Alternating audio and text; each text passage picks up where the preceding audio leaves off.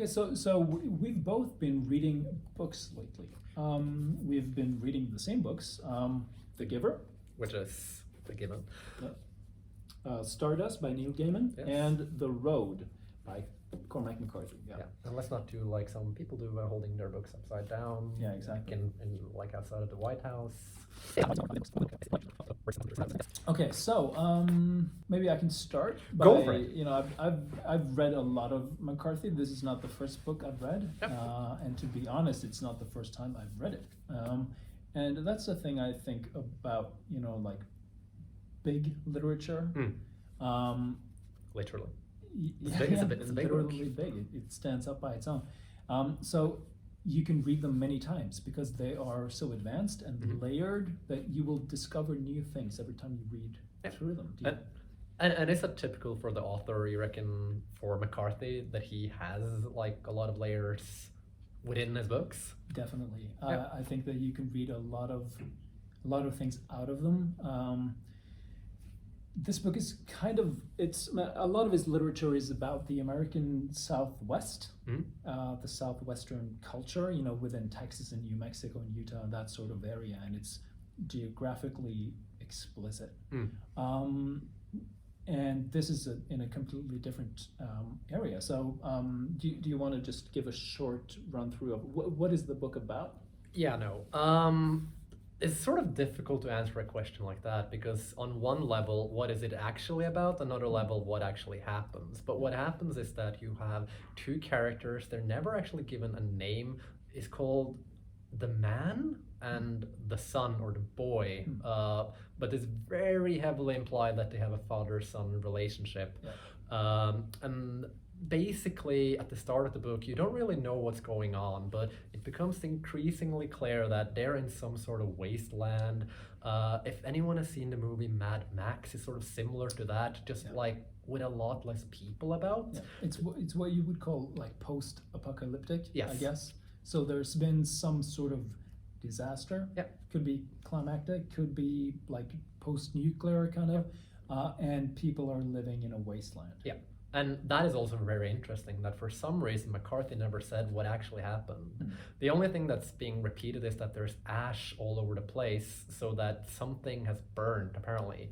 And we find ourselves in the breaking point between autumn or fall and winter, and it's getting increasingly colder, and this man and the boy need to make it further down south, but basically before they freeze to death, because they have barely any clothing, they're freezing, they're constantly hungry, and they just gotta make it south, all the while trying to avoid other people because people in this wasteland are dangerous. And that's I don't know, you know, but we're not going to spoil the book for you, you know, and whoever is watching this, but it is a very dark kind of book. I would Definitely. say. And the way he writes, it's not, like I said, it's layered. I would say that some of the words are more towards the advanced part of English, but the sentences are relatively simple to understand and to read, but it's full of references. So the more you know about the world and life, I guess, the more you will understand. Because a lot of the stuff is what you would call implied. He implies a lot of things. I think that's kind of like a masterful thing that he does.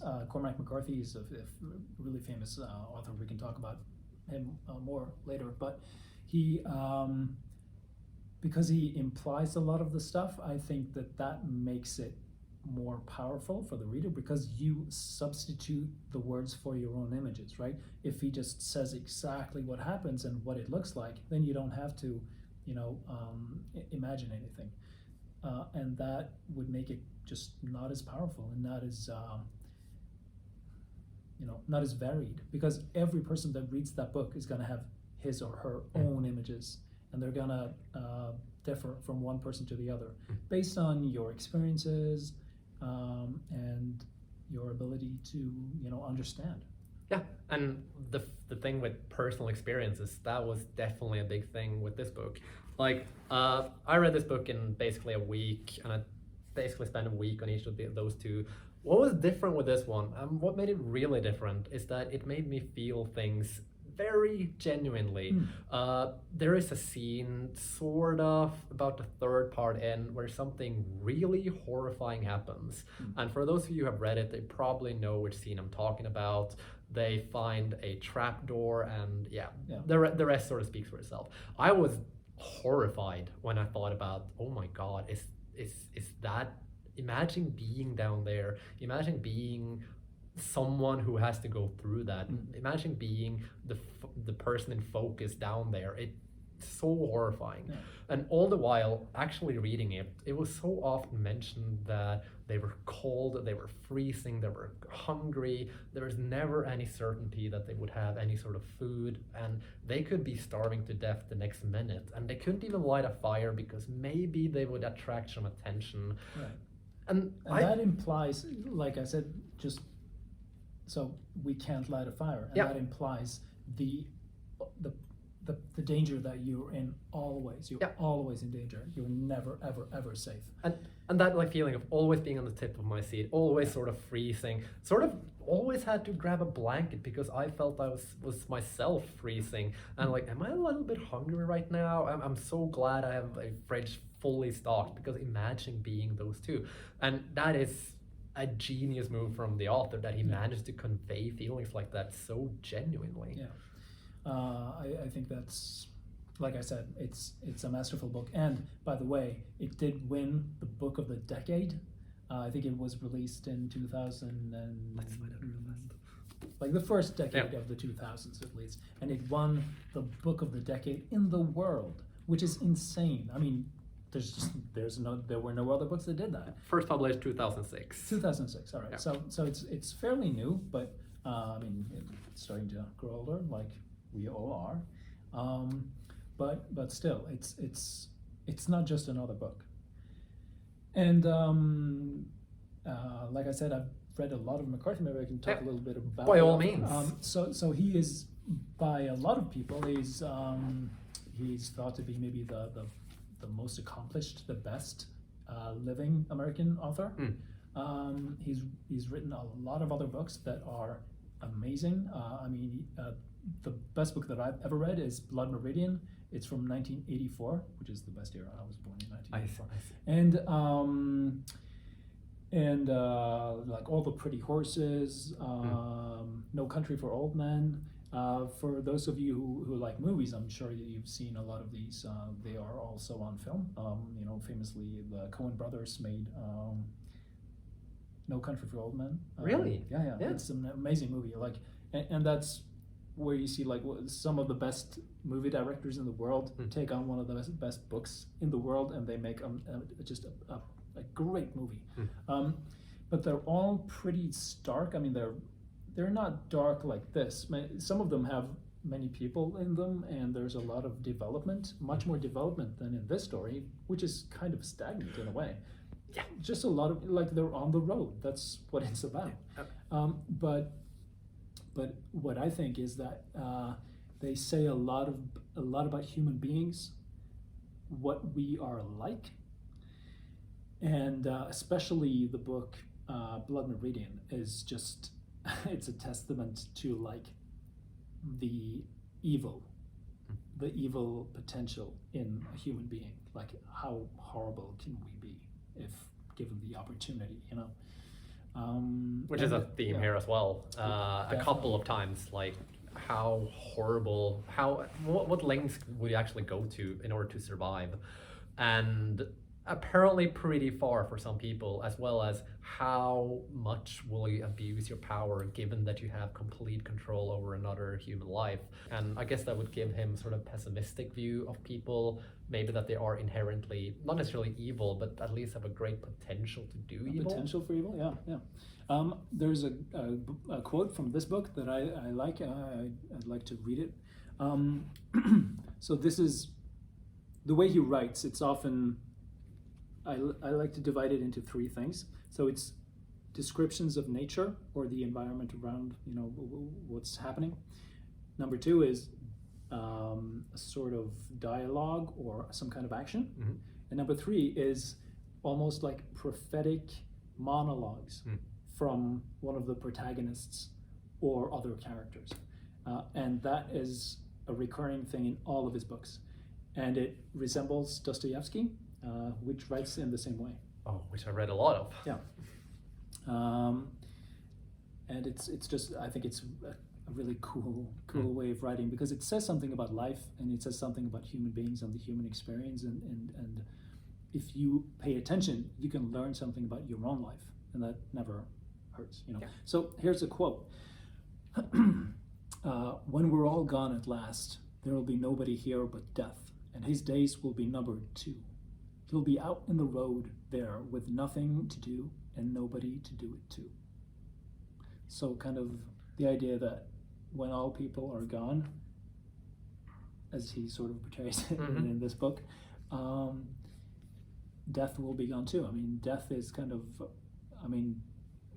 we kind of invented the idea of death in a way. No, definitely. At least for as far as humans go. Yeah. So yeah, the Grim Reaper or whoever you'd imagine death would be, he'd be gone with us. And interesting point, really. What will actually happen after the novel because that's sort of not very clear. Will people actually manage to get by with the scarce resources? It's an open end, yeah. There seems to be like less and less food going around. People aren't really good at growing it. Every sort of animal has been killed.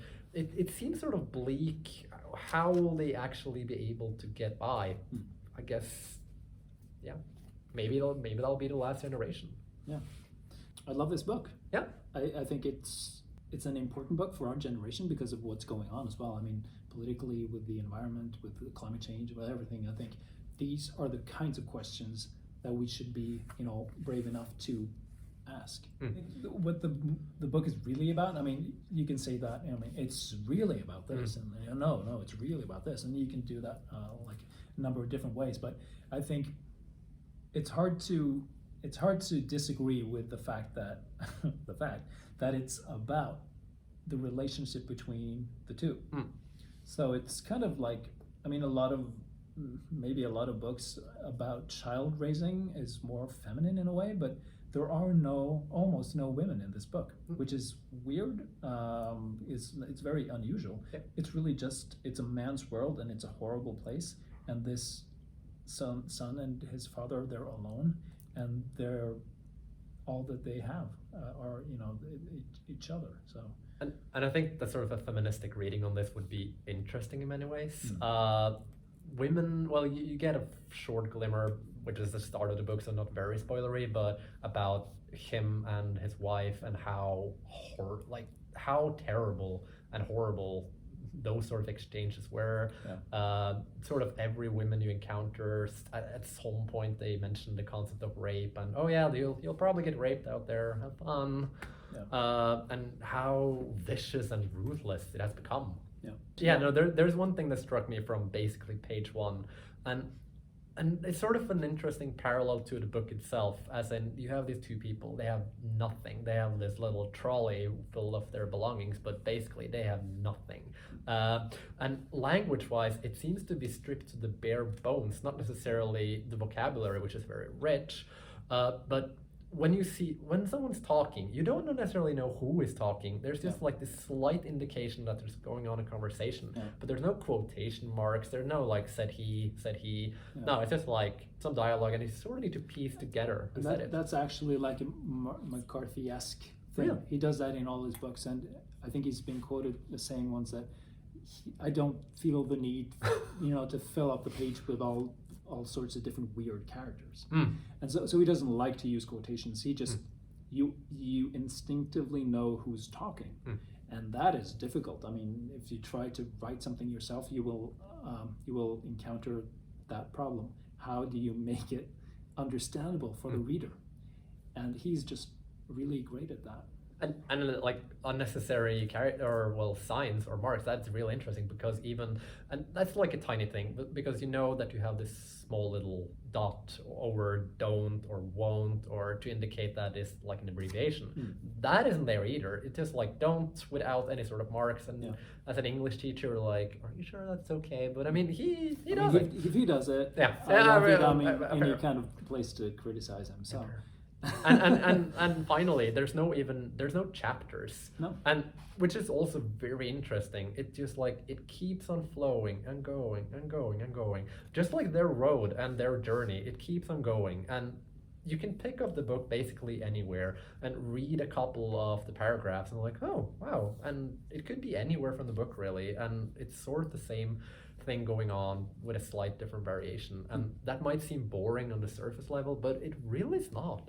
It's an enjoyable read. So maybe last question, would you recommend this book to someone else, and why? I would recommend it to someone who's maybe read a few books before and maybe wants some sort of variation to see, yeah, a book can be like this too. Yeah.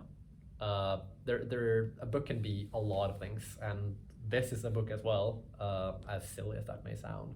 But it's so different from anything else I ever read, and I've read a lot of books, and this was very enjoyable, both for the reasons of it managing to convey so many emotions. How about you? Would you recommend it? Oh, I don't think there are any books by Cormac McCarthy that I would not recommend. I think he's one of the like groundbreaking authors of our time, and if you don't read him, your life will be the poorer for it. I think. Definitely. It's both stark and controversial and illuminating, and you will learn about yourself, about life, about human beings, about history, about writing, about literature. It's very intelligent, kind of. I think it's intelligent literature, and the more you know, the more you will learn. So yes, everyone should read it. What a wonderful note to end it on. The more you know, the more you will learn. Okay. There you go. The Road. The Road. Cormac McCarthy.